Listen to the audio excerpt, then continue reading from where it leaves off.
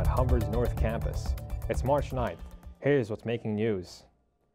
U.S. President Donald Trump and North Korean leader Kim Jong-un have agreed to meet regarding nuclear disarmament, peace, and security of the Korean Peninsula. The talks are a refreshing break from the missile testing tensions last December. The announcement came about following the Olympics in Pyeongchang. South Korean National Security Director Chung Wee-young revealed the results of the meeting between South Korean officials and Kim after a briefing with Trump. Many, however, remain skeptical about the turn of events, claiming Pyongyang is playing on South Korea's fear of a military strike and hopes of reunification. Asia specialists at Stratfor, a geopolitical analytical group, call this a tried and true North Korean tactic.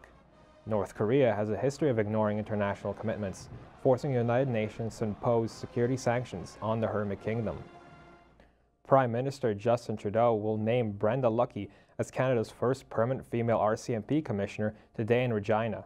Lucki has had an extensive career with RCMP, joining the force in 1986. She has been posted in various divisions including Alberta, Saskatchewan, Manitoba, Ontario, Quebec, and the former Yugoslavia throughout her career. In Manitoba, she was recognized with a member of the Governor-General's Order of Merit of the Police Forces for her effort to improve upon relations with First Nations. This groundbreaking change in leadership comes after numerous reports about allegations of discrimination and sexual assault in the National Police Force. There were also recommendations that a government legislate civilian governance and oversight of the Mounties. Lucki was chosen from a long list of prospects, including a male officer who outranked her and several female officers with high-level policing experience. Canada and Mexico have been exempted for now from the U.S. trade tariffs imposed by Donald Trump. Canadian Foreign Minister Chrystia Freeland led a lobby campaign to convince Trump to rethink the tariffs. The U.S. says the exemption will remain provided the NAFTA talks between the U.S., Canada, and Mexico progress. But Freeland says keep pushing against the tariffs. Trump imposed 25% tariffs on steel and 10% on aluminum imports on Thursday, claiming the U.S. is getting an unfair deal. Last-minute court fight involving the Ontario PC leadership is underway. A lawyer representing a member of the Progressive Conservative Party has filed an injunction at a Toronto courthouse to have the leadership race extended. Jeffrey Radnoff is representing Christopher Arsenault, who hasn't received his PIN, which party members need for verification before they can vote. Arsenault isn't the only one who hasn't received their PIN. Many other members are missing their PINs and their voting packages. Ontario PC leader candidates Doug Ford, Caroline Mulroney, and Tanya Granick-Allen have been asking the party for a week extension. The provincial party denied the extension but did push the registration deadline from Wednesday to Thursday night. Voting ended as of noon today, and the results of the leadership race will be revealed tomorrow. The Ignite elections are underway, giving students an opportunity to vote for their elected representatives. Ballots will be cast for president, vice president, and 4 members of the board of directors. Voting week will start Monday, March 12th, and the winners will be announced on Friday, March 16th. Earlier, I spoke with presidential candidate Alyssa Lim. So why did you decide to run for president of North Campus? I think first off, when you're running for president, you're running for all campuses. So you're running for all of Humber and all of Guelph Humber University, so Orangeville, Lakeshore North, and Guelph Humber included. And when I think about why I really want to run for president, I think there's just so many different reasons why. But when I look back at my experience as vice president, that is what really makes me want to be president again. It's another opportunity to help more students. As VP, I'm running my projects, completing them, and even launching my major one, which was the mentor kits. And just feeling that connectedness and achievements of actually implementing change for students, that is what I love most. That making change and advocating and helping students, that's what I want, regardless of even students, just persons in general. So when you're doing president, it's a whole new role, but you're still advocating, you're still doing action.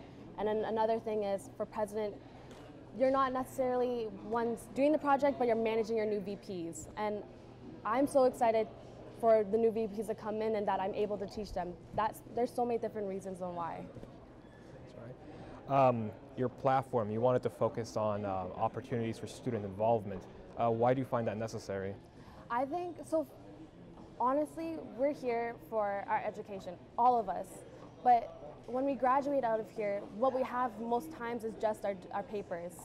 So I want to have the opportunity for students to build their experiences, build a reputation, and build a mark on campus at Humber or even Guelph Humber University. There's so many different opportunities on campus that we don't know about. Maybe it's first off giving more awareness on all the many different opportunities that you can expand your experiences here, but it's also increasing the opportunities. So a project that I want to continue as my VP role, when I was in my VP role, I am working on trying to get students to sit on non-academic committees and academic committees. So that's giving opportunities for students to sit on administration committees where they can give more feedback, have a chance to voice their opinions about their program or voice opinions about other committees such as sustainability, sexual assault, gender and identity committees. Those are different opportunities to speak up, but there's so many different opportunities such as like involvement on campus, community involvement, leadership involvement. Those are things that I want to highlight or create or allow students to be a part of. Tell us about the menstrual hygiene project you mentioned earlier. How would you wish to expand it? I think when I first started that project, it's always starting off with what is the purpose and what is the why. And my purpose and the reason on why I did it is I understand that students struggle with finances. Students that have moved out of their house, even students that haven't moved out of the house, we're paying tuition. Oftentimes we may be paying rent, and sometimes we're even trying to fight for food on our tables. And it's about trying to support students in terms of finances. So my drive for the Pad and Tampons project is a person that menstruates spends $18,000 in a lifetime in general, just menstruating. So I'm thinking like, if we were to expand this project and incorporate more items, not only is it going to help the rest of the population here at Humber, but support a greater cause in finances. Maybe it's adding more items into the project. Maybe it's making the project more well known that we can force the institution as well as even ourselves to support students more when it comes to finances. That's the huge part of it. And what skills or qualities do you have to fulfill this job?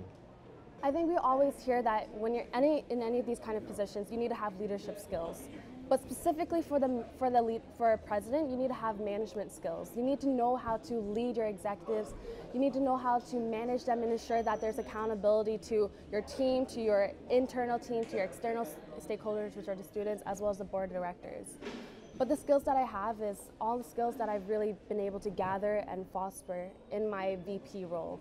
I was able to gather knowledge on how do I even start my projects, how to even execute and launch them successfully.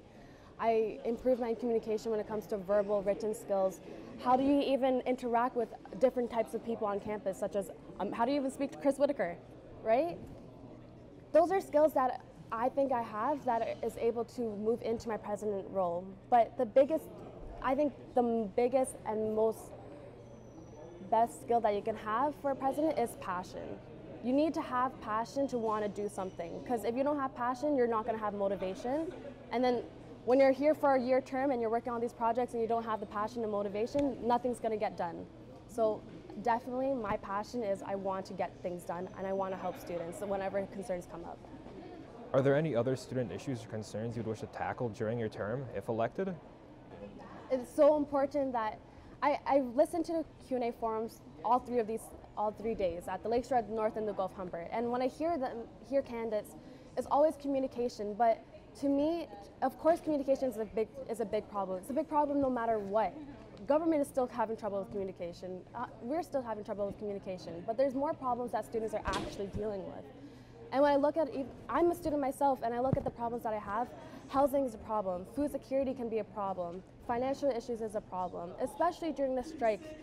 Finances has been such a big topic. Tuition has been such a big topic always. Textbooks is. What we did amazingly at Ignite during this year is we launched a next level survey. And what that means is that this survey was to go out to the students and ask them, what are you really struggling with and what do you want us to prioritize in terms of what are you struggling with as a student? And the biggest topics were tuition, textbook, and housing. So when I think about what are the issues and changes that I want to help with, those are the key things. It's about really digging down to what a student is actually dealing with, regardless of their academics, but even in their personal life. That's the things I want to tackle. Okay.